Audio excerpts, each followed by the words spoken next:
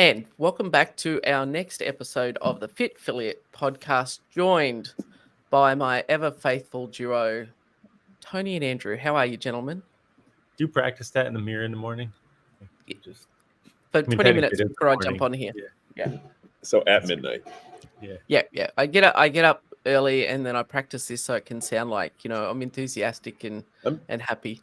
I feel like we never actually tell you. I'm doing okay. I woke up and didn't work out because I was just, I don't know how many times we woke up last night to feed the baby. And then I was like, you know what? You're not going to do this today. And then I was like, but practice not feeling like a failure because it's okay.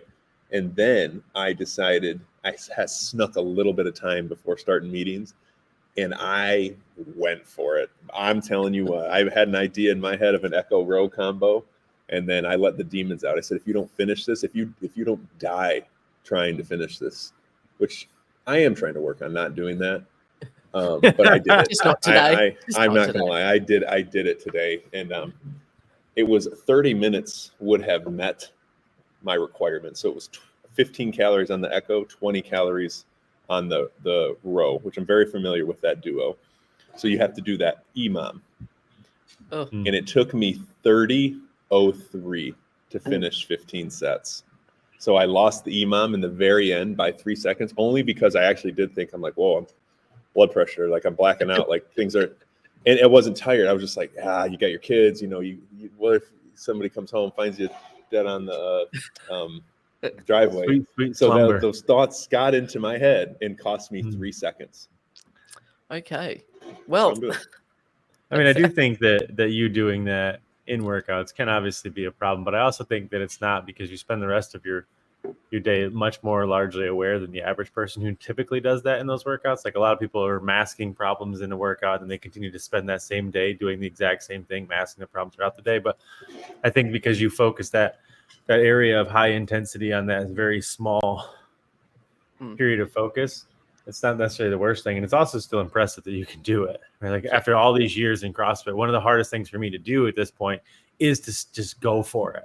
Because I know how everything feels, what combinations would look like, this, that, like, it's so much easier to quote unquote mail it in, even and then still feel like it was effective. But to like really just lose yourself in a workout is truly, honestly, a skill that is very impressive. Particularly when you know exactly how it's going to feel. But it's interesting, Andrew, that you bring up this topic today you just launched us in here. So that's what I figured. Yeah, about failure. So this is a chance, I think, to show a bit of a peek behind the curtain of the people here at FitFilliate and the behind FitFilliate. I knew I should have worn pants today. Yeah, definitely should have worn pants today. This people can tend to sit there and we pontificate on topics on the podcast, and it all seems so easy when we talk about stuff, or maybe to people when we talk about it in our school group. But I know that you, Tony, and Andrew, and everyone on the podcast knows that I've had to do some learning and growing. My vulnerabilities. Throw my middle name in there. That was very pointed. Very exposed. So now it's time to dig into you guys and dig a little bit deeper. As let's talk about some of your journey that led you to this point, that puts you in a position that we can talk about these things from our own lived experience, because we understand what the people on the other side of the screen are actually feeling, rather than just giving away esoteric ramblings for the I don't know how you're going to fill a whole episode with this, because very pristine, very demure. We got nothing to talk about. I think that this episode could go for about 5 hours, and then some. But I think the first question I have for you guys, and it's going to be almost a Q&A style today. Did you prepare these questions? I'm so excited. You prepared these questions. Look at the joy in her face. For anybody who's just listening to this, if you could see this, you could see there's very few episodes where you get to see this much joy in Lisa's face. She is ready. Yeah, I've been like a week sitting. Let it rip. Let's go. Retribution Podcast, episode 1. I am a little nervous. My coaching call does follow this, so I'll get you back. Don't worry.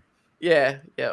So let's talk about pivotal moments in your journeys that, have led you to the learnings and the realizations you had?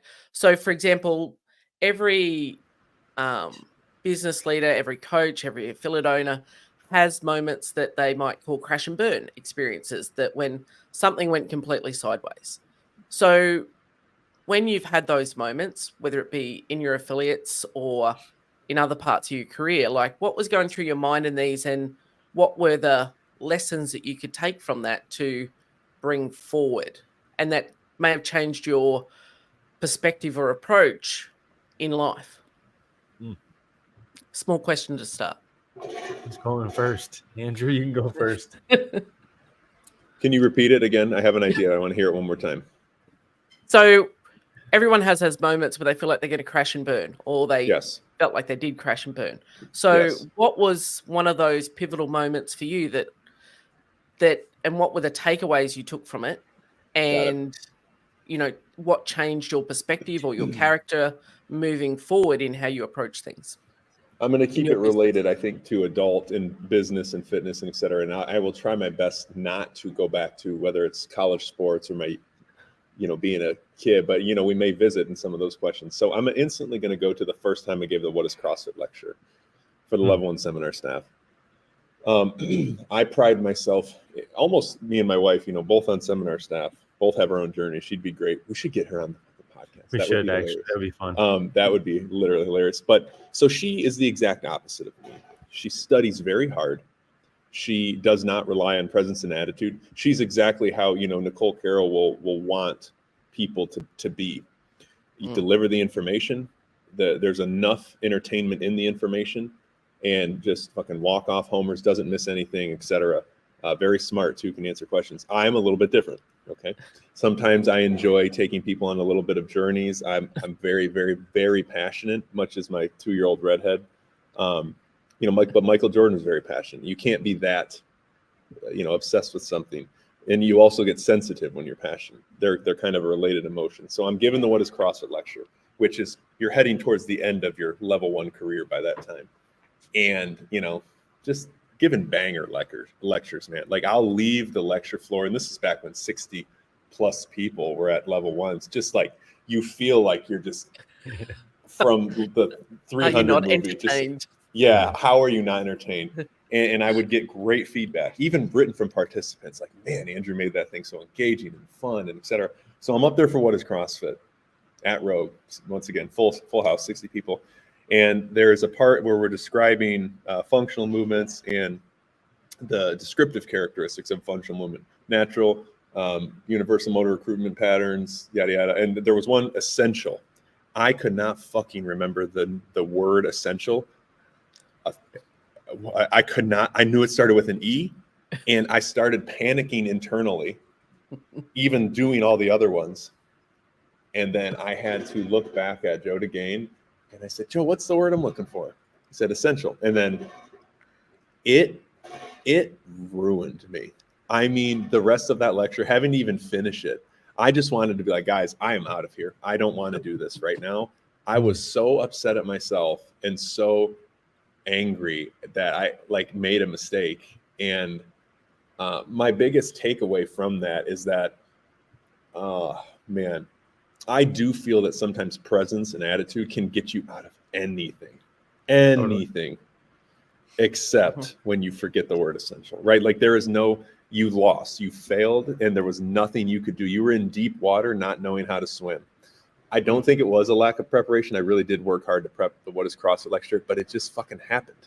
Like I just missed the shot.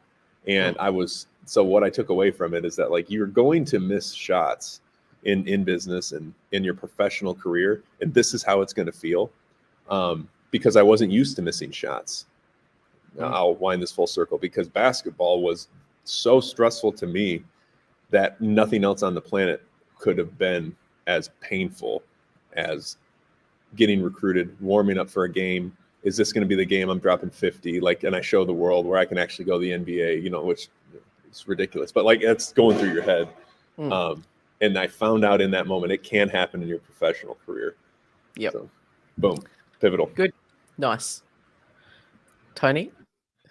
I mean, I've never failed at anything. So no, We'll I see. think, I mean, everything that you guys are experiencing on the other side of this, that's listening to this, is literally essentially a declaration of all the failures, because it's all led to here. I mean, everything in my life has been one failure to the next failure. And I don't mean that in like a dismal way, but I think your ability to fail forward is certainly an altruistic or an enviable approach. But no doubt about it, if you're doing things, you're gonna break things. But I think there has to be a certain willingness to step into that uncertainty, that discomfort. And unlike Andrew, I'll go back sort of to my childhood, and kind of what led me to the point where we're at. But contrary to what most people believe, I was incredibly shy. Like when I say incredibly shy, I mean like peek around the corner type of, I don't want to go in there, borderline agoraphobic. And I hated it. In my whole life, I was kind of that way. Very observant, very aware, very mute, couldn't talk. But I wanted to relate because I wanted to ask people questions. I wanted to be able to talk to people, but I also wanted to be engaged with, and there was just no way. Life was missing one giant piece of it. So I said, what is the thing that I can do? And I was very young. I think I was like 16 or 17. I was like, what is something I can do that will force me to address this discomfort? And I applied for a job to become a waiter. It's a terrible thing to do if you can't talk to people, for the record. But I knew that I was like, if I can get this job, then I have no choice, kind of to Andrew's point, but to figure out how to ace this thing. And not only did I apply for a job as a waiter, I applied for the most embarrassing version of the job as a waiter. Well, a lot of people don't know this, but I was a server / waiter and bartender and many other things for TGI Fridays back when flair was a thing. We're talking suspenders, buttons, weird hats, all the above. So I not only had to step into this role of like, I got to talk to strangers at a table, but I also got to step to strangers at the table with like random things on it. In a lot of ways, that costume actually made it a little bit easier, I think, in some regards. But fast forward, that went pretty well. I ended up moving my way up, became a kind of a corporate trainer for those guys. And that was a season of debauchery in my life that led to one thing.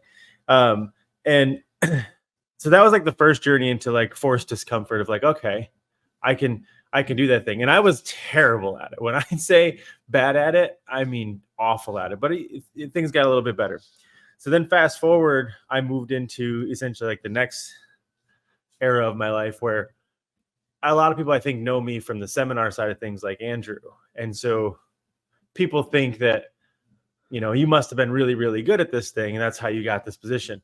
The exact opposite. I was so bad at it that I threw up every single night and every single morning before every single seminar. I was terrified to go into them.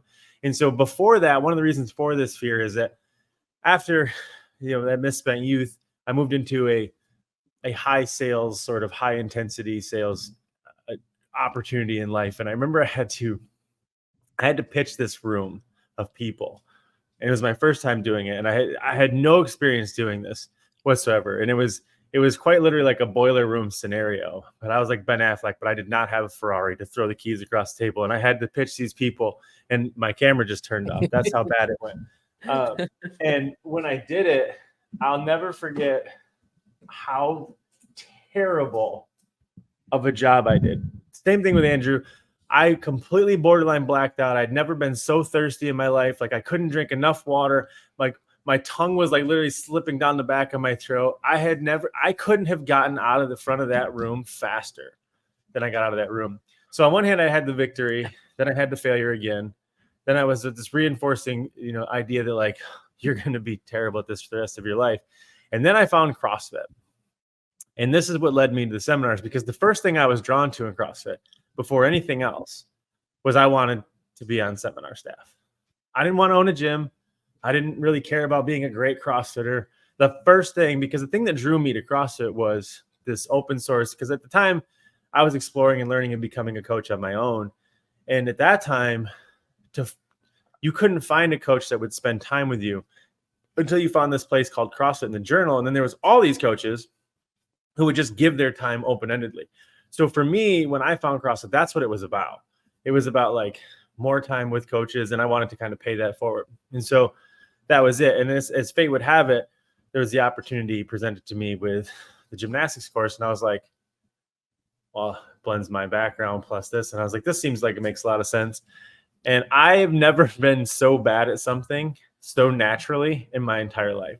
And when, Tucker was like, basically took a chance on me, and I'll never forget the first time I had to speak to the room. And I had to because essentially the other instructor, for all intents and purposes, called in sick, and I was just thrown to the wolves on a Sunday. So they had this entire Saturday of candor, rapport, everything with this other instructor, and I was just the quote unquote assist. And then Sunday I had to step up. And I've never been so nervous to do one thing in my entire life, ever. I got through it barely. I don't even know what I taught them. I don't think any of it was in the curriculum. I'm pretty sure it was probably the worst seminar anybody's ever taken. And from that day forward, I vowed that I would never screw it up again. And arguably, I think that I hadn't. But I guess the reason I share that part of the story is not because I think I'm a great public speaker. Seminars are awesome and all those things. Is that the thing that is a constant theme in most of my life is that I'm pretty sure and pretty aware and pretty confident I'm going to be bad at it. I don't have a natural gift at doing pretty much anything. I wasn't a great athlete as a kid. I could throw a ball really hard. That was about it. But if it required any other degree of athleticism, run fast, pivot, etc., I could do singular things. That's it. But if I had to put them together, awful. Never picked right. Never was good. Never was good at speaking. Never had a lot of friends. Never had any of those things. But I knew that I could do bad things. I could not do bad things, but I could get things really, really wrong and then figure out how to get them right. And then I also noticed around the same time that I was doing that everybody else had the exact same or the exact opposite approach. They were avoiding things they could get wrong and focused only on what they could get right. And I didn't take the right path in life at all by any means. I definitely took the hard road 100% of the time, but it was the only route that was available to me. It was the only on-ramp that I had.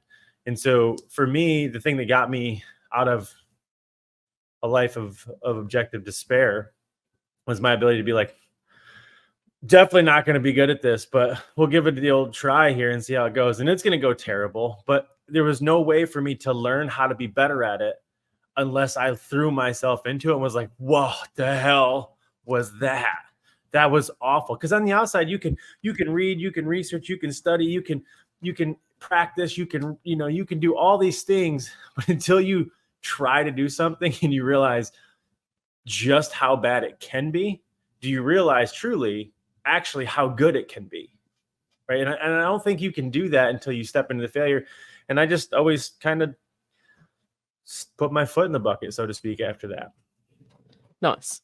And it is about being prepared to be uncomfortable. And both of you in that were, well, I'm going to do this thing. And I'm a bit like Andrew with his workout. To be clear, I was never prepared to be uncomfortable. There was no preparation in that whatsoever.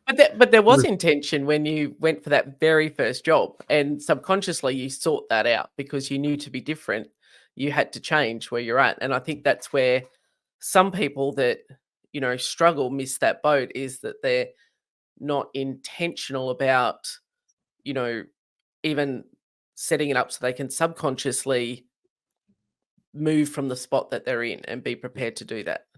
I think it's the fighter's mindset. I grew up as a fighter, so I think I just always was like, yeah, I'll fight. I will. I don't know what's going to happen. And I think that kind of is the core of what is the fighter's mind. You can't ever be confident you're going to win a fight. Yeah, it's impossible, right? And the one thing you ever worried about in a fight is get me out of here as quickly as possible.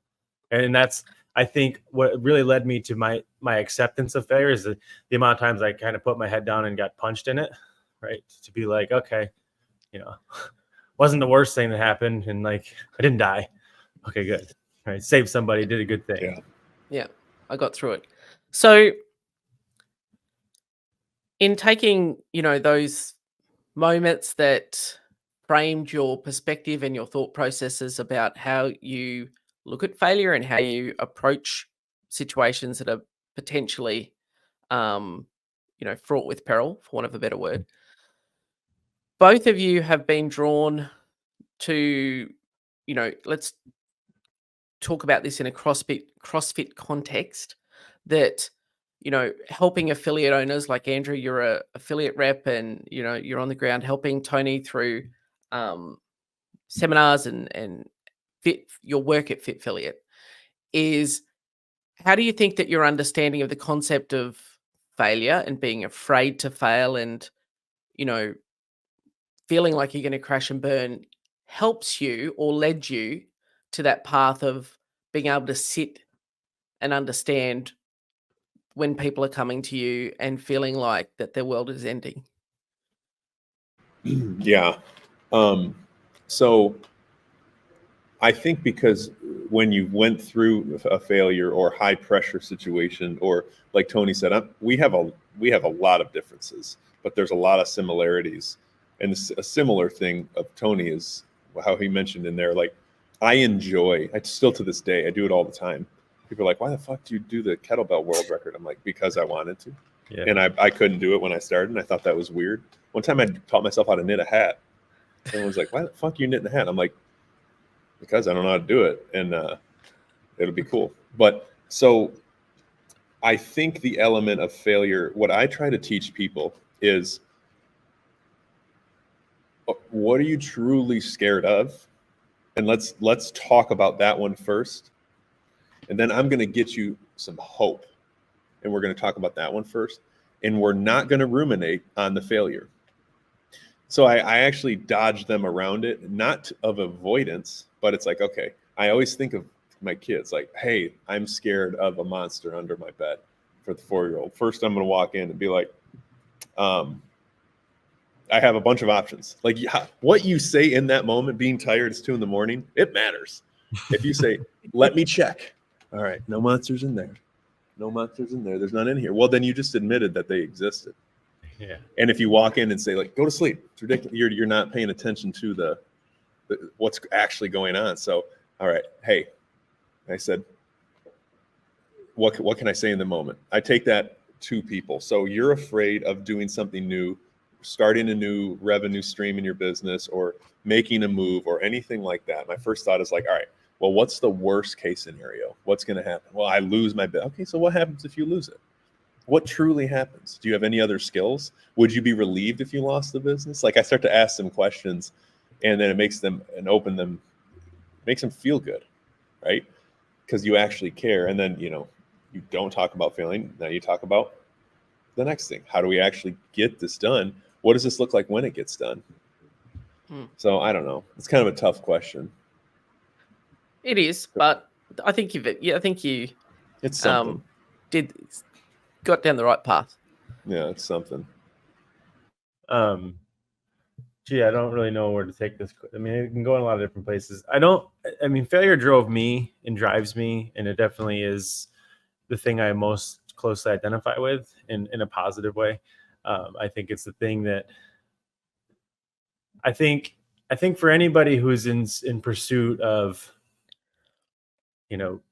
guidance or inspiration or role model or even mentorship to some degree, I think there's a natural assumption that you should go after successes, but any great mentor that you've ever had in life, and I hope that anybody listening to this has had great mentors, and I don't mean somebody you've paid for, but somebody who has really truly spent time with you, shared moments with you, shared space with you, fellowship with you, et cetera, and helped you. And I think that there's a theme there in that they always share their failures, right? They always share what they got wrong.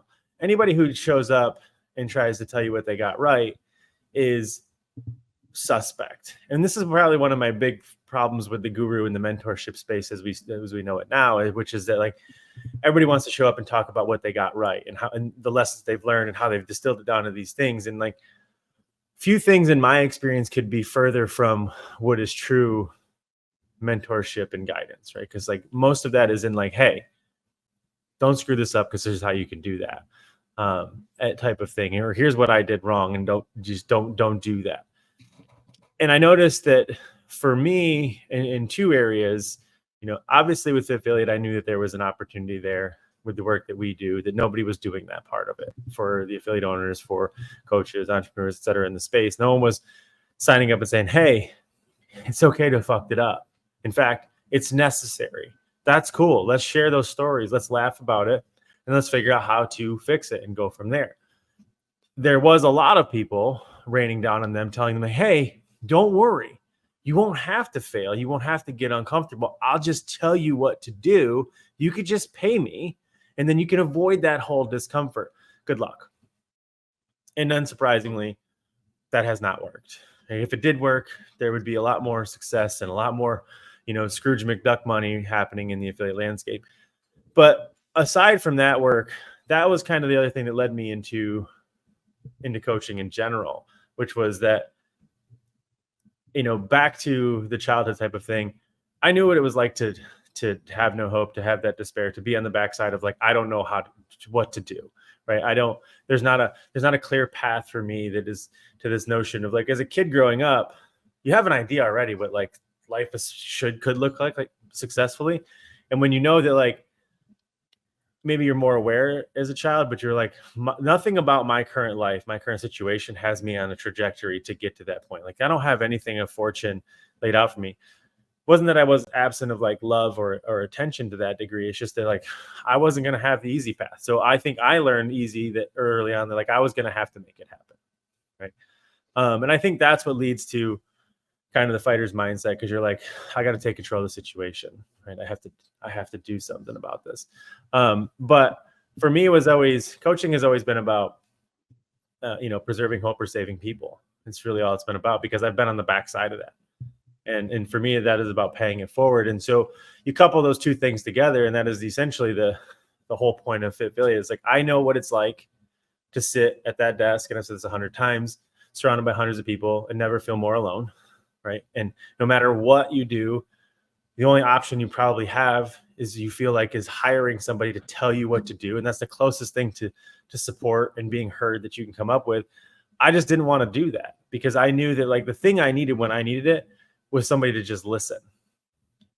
Right. And like, that's what we first set out to create with FitFilliate. The second thing we set out to do was eradicate, or at least address the notion that like, hey, help doesn't have to look like answers, advice, education, and information. Help more often than not just looks like direction, guidance, and support. Like, and we can do that, and here's how. And I think those came together. I'm not cutting you off, but I want to tie in on that. And Lisa, before you get to the next question, this will be quick.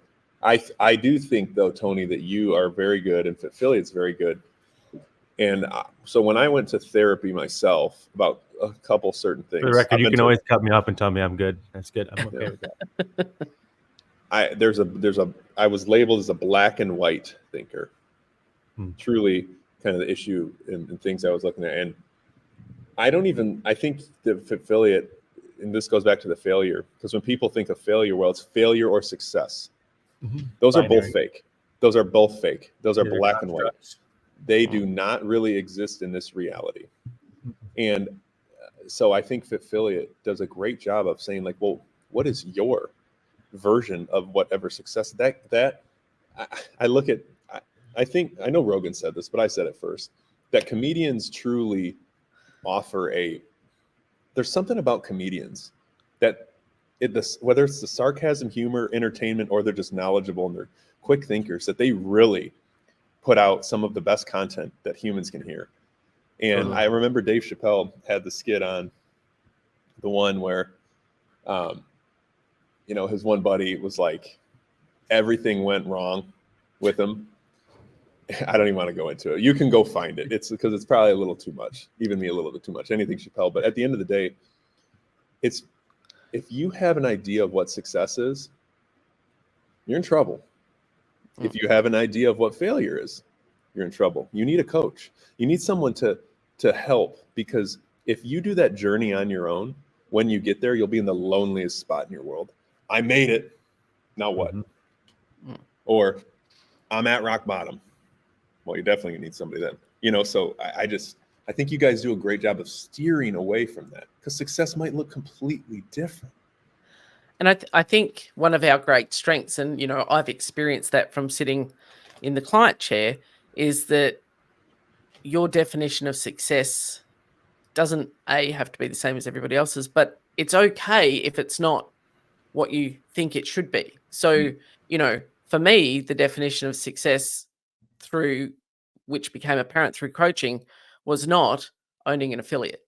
Now, for a lot of people, they would define that then as a failure, because you're a CrossFit coach, you have this affiliate, and now you don't. So you failed at it. It's like, well, no, the definition of success for me and the best thing I could do for me and the affiliate is to not own that affiliate. And it took me a while to get to that, but you feel like if you're in this space, the only way forward is to keep doing the thing and banging your head up against the brick wall. But if you've got someone who will sit honestly on the other side of the table, and I don't think this is something that's talked about enough, is that it's okay if you don't want to do this thing. It's okay. You don't have to keep doing it. If you don't want to do it, that's okay too. Like you don't have to continue to suffer if this is not something that brings you joy. Like, why are you doing it? I don't know why. I just started doing it and now I'm stuck in it. You don't have to keep doing it. That's what does success look like for you. And it could be, doing something completely different, but you're so clouded in the what I should do and the shame of that we don't express that necessarily. But when you're given a cookie cutter template, it's like, well, I failed again because this thing doesn't fit, but it must be shame me is real. Work for everyone else. Shame is a real thing. It's self-induced as well. So that's one thing like that you can't hide from because that's internal. But if you don't have somebody listening, it can feel very lonely. Yeah, I think, at its core, all of affiliate owners aside, and in this space aside, it's, as somebody who's, a self-proclaimed hope dealer, so to speak, a hope merchant. Hope merchant. That's a shirt.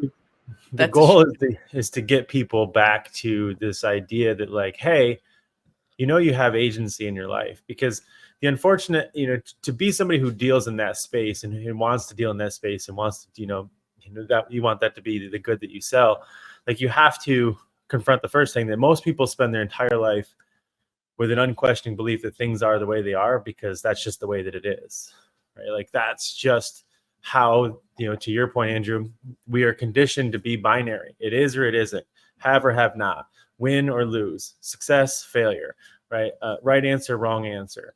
And everything in life, however, when you step really far back and you can turn off those blinders or those spotlights, maybe is a better way to explain them, you can notice that life lives in the gray area. It's in the middle of those two things, right? It's the exploration of right and wrong.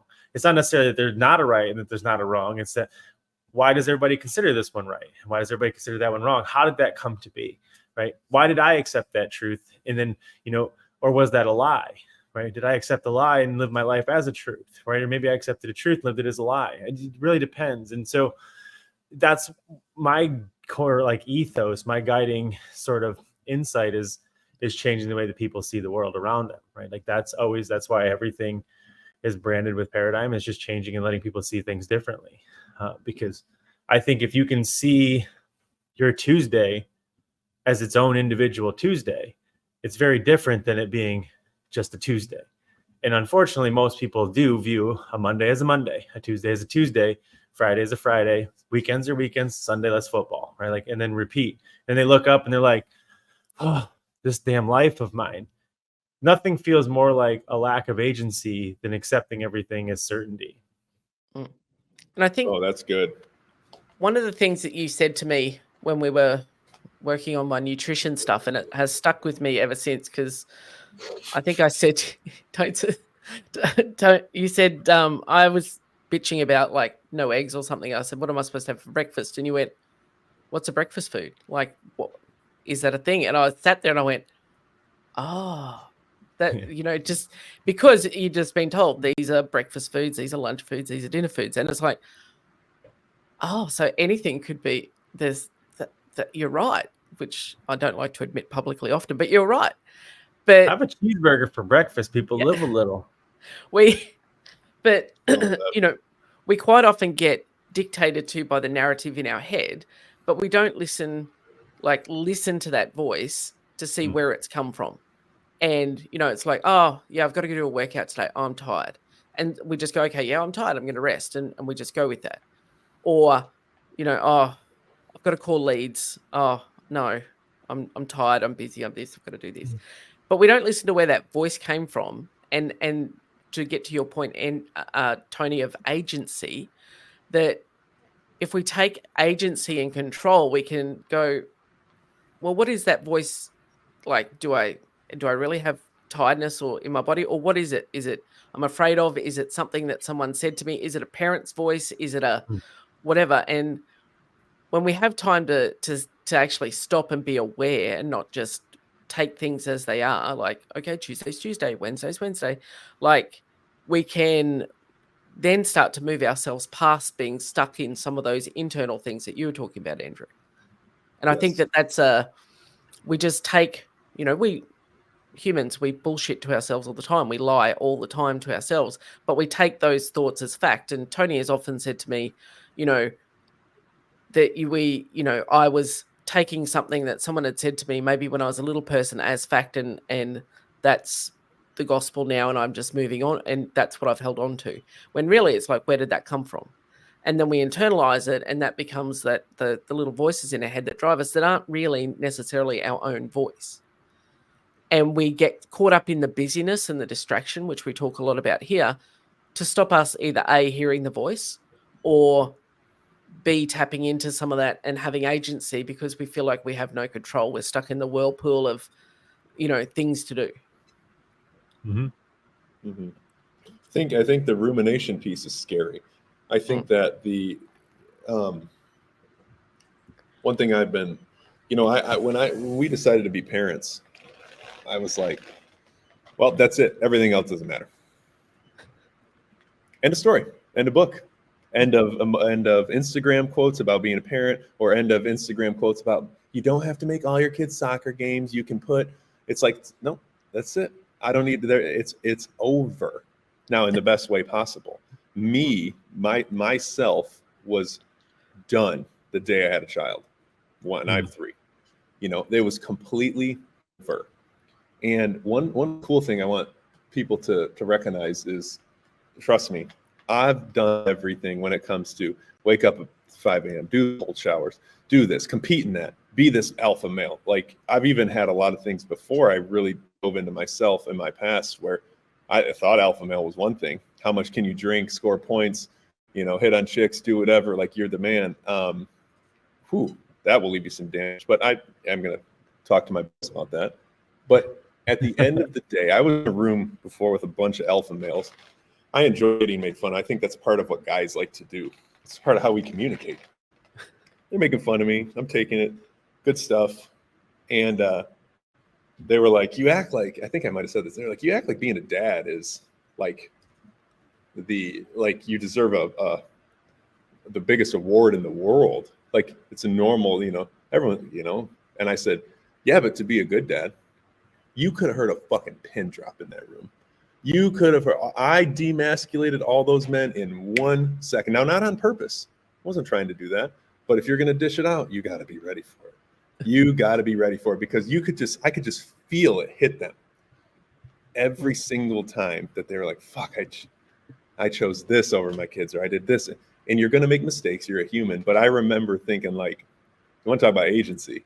I was just like, well, that's it. It's over. But it's fine. This is what you did, and that the agency thing for me, that was really cool about becoming a parent, for sure. Yeah, awesome.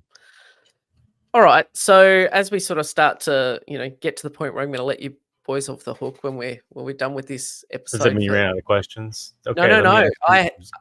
I have like 3 pages. This will be a series. I'm on a bit of a creative bent lately, so I was like writing.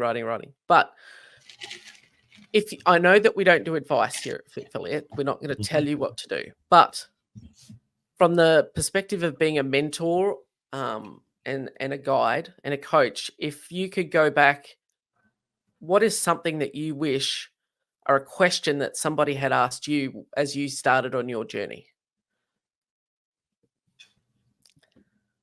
Not advice, but what do you wish someone had asked you that gave you pause to reflect and maybe head down, do things differently? Are we sticking in order? Andrew, you going first? No, I'm deeply thinking about this one versus just ranting. I'm going to have to insert thinking music here. Well, I mean, I can answer this question. there's not really a question that I wish that somebody had asked me. I mean, I think that I can look back on a lot of things and think that a question was asked to me sooner, or wish that it was asked to me sooner, because much of my journey has been about the questions that were asked of me, way more so than the lessons that were taught to me. And I can think back. I think some people have a gift for this and some don't. Like, I don't know if everybody does it, but I love to reduce like my life's choices all the way back to those crossroads where like I can remember when I made that decision to go right or go left.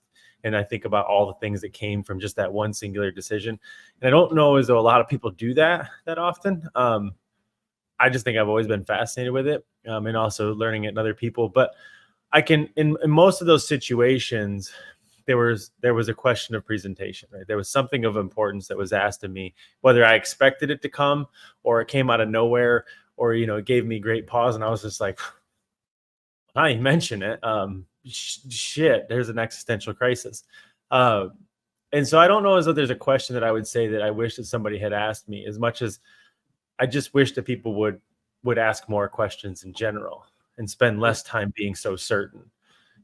Because I don't know as though it was a coach that said it to me, but there was a quote that was the only truth on earth is that there is no truth, and that anybody can become a god or a devil. All it takes is for other people to believe it. I think that comes from, like an anime thing. And so I'm pretty sure it came from one of my coaches, but I don't want to falsely attribute it to him or not. And I think that was such a powerful moment for me to be like, perception is all that matters, right? To anybody who to doing anything. And the other thing that was once taught or questioned or brought to my attention was that you can't change someone's mind, right? And so if you can't change someone's mind, you can't change their perception. And so much energy, effort, and pain is wrapped up in trying to change people's minds, trying to change people's perceptions all the time. All you really ever had to do was just ask them a question, because maybe the answer is just getting to know how they think instead. And then you two can relate to each other. And so I think more people should ask more questions as opposed to live on this pillar of certainty and absolutism that they think that they are. And I think this is just a problem of education in general. We're all taught that what we know makes us valuable. I get it. But it's not. In fact, that's the beauty of the information age. My favorite part of this dystopian era that we're all in right now is that people are feverishly clamoring to their notion of their own value as it's stripped away from them every single day as AI creeps up and the information creeps up and everything is Googleable. And now everybody's left with like their completely insignificant degrees and PhDs and all these things, because they're just like, oh my God, you can literally Google anything that I've ever learned. Right. And not to say that going through school and the experiences and the relationships and the friendships and the opportunities aren't valuable, because they are. But what you learn in school never really mattered. It's how you applied it that mattered. And so I think we live in an era now where questions become the real medium of value. Answers don't, because I think we're learning this, especially with AI, right? AI can tell you anything, but the thing it can't do is be prompted. You have to be able to ask AI the right questions to get the right answers. And people are starting to learn, they're like, oh, it's not about what I know anymore. It's about my ability to ask the right questions. And so I don't think there's a question that I wish I would have been asked. I just know how much value there has been in the questions I've been asked. So I wish there was more of them. I like it. I think mine is going to be one big question, but then it follows with two prompts. I wish somebody would have asked. I wish they would have said, Andrew, why do you think you're important? That would be the first question. Why do you think you're important? And then would have went on and probably would have uncovered some layers. And then the next thing would have been, which I'm learning definitely through marriage and having stuff, is you in a nice way, you're not that important, but we're definitely bringing Jen on here. Yeah, but you're not replaceable. Everybody. So in business, a lot of times you're always replaceable. Couldn't be further from the truth. You as an individual, your unique skills, perception, everything Tony just mentioned, that is not replaceable. So having value that brings agency in yourself, because you're not replaceable. There is not another Tony. There's not another Lisa. There's not another Andrew. Now, why do we think we're important, though? We'll have things, and then somebody be like, hey, that's important. It's not that important, but it's important, So it's like, why are you important? And then also, don't ever think you are replaceable, because you're not.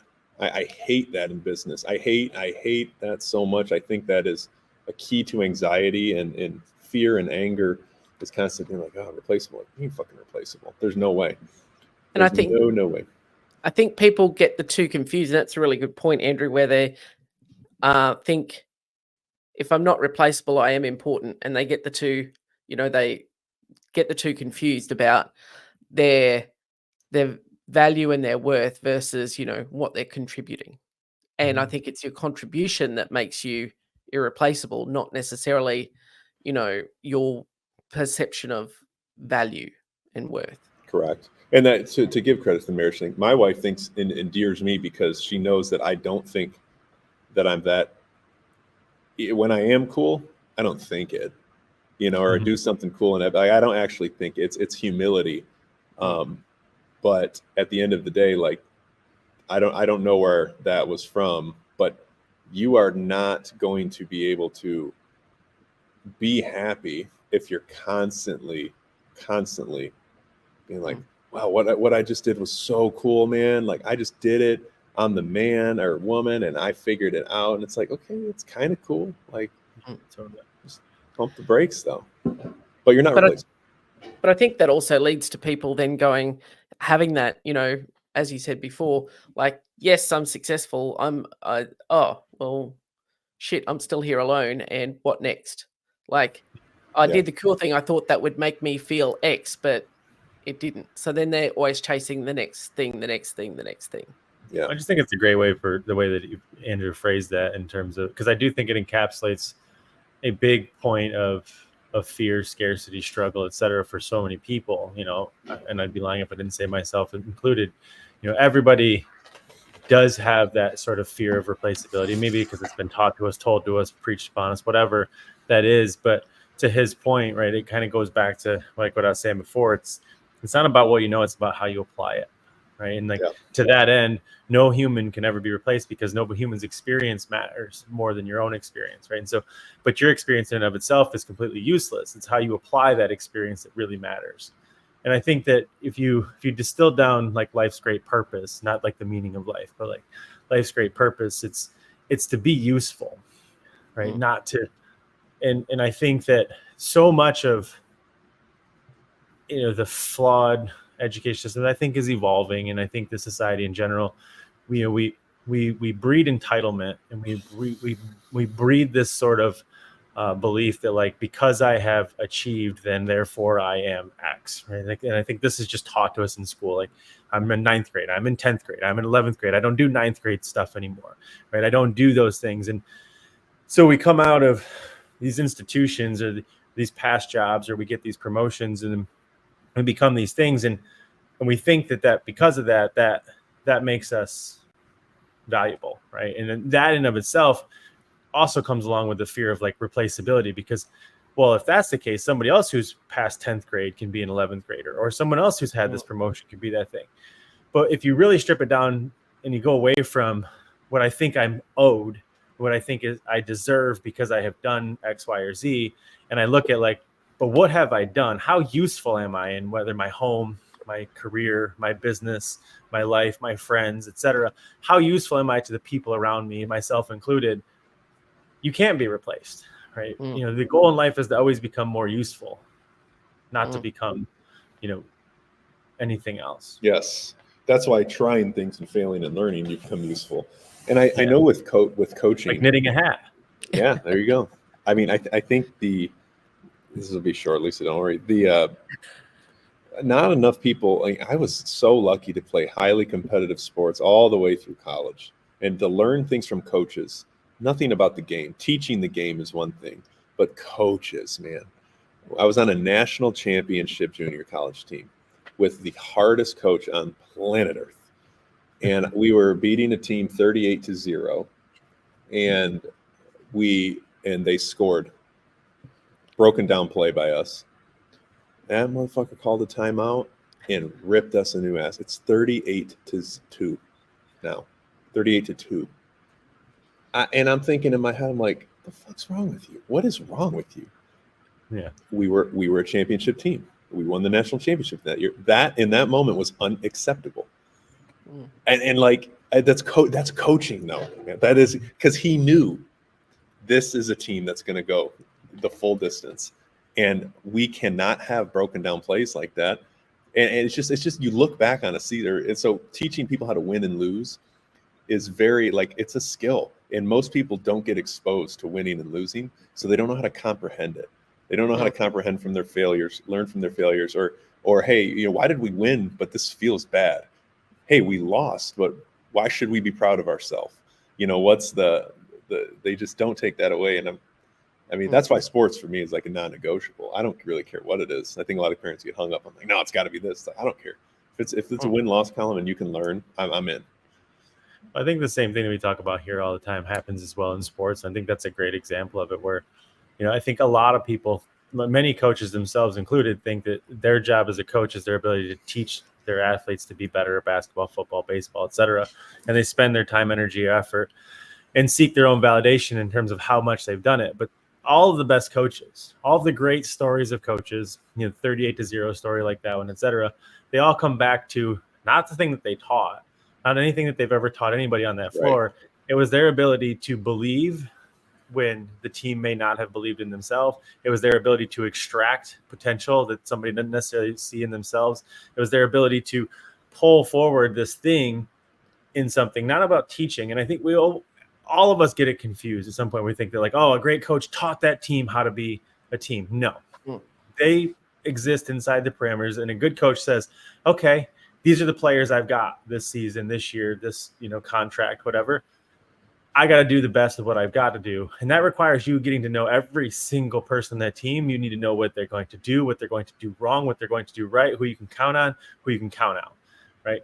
And it's not about your ability to be like, okay, let's raise level. That's what the trainers are for, right? That's the skills and the practices and all those things are for. Like, let the players learn, let the players evolve, let them play together. They'll get better.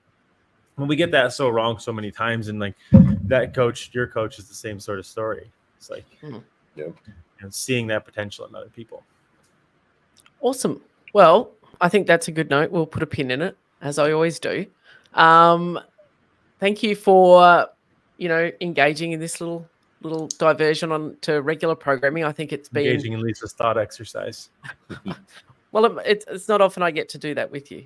Normally, it's Tony's thought exercise for Lisa, which we'll talk about next. But I thought this was a good opportunity to let people see a little bit behind the curtain about, our philosophy, but what got us to this point to be able to sit in these seats and to have the conversations we have and where it comes from. So thank you for that. For those who are watching, listening, please give us a like or subscribe on your favorite platform and connect with us at Instagram, at FitFilliate, of course. And we will see you all on the next one.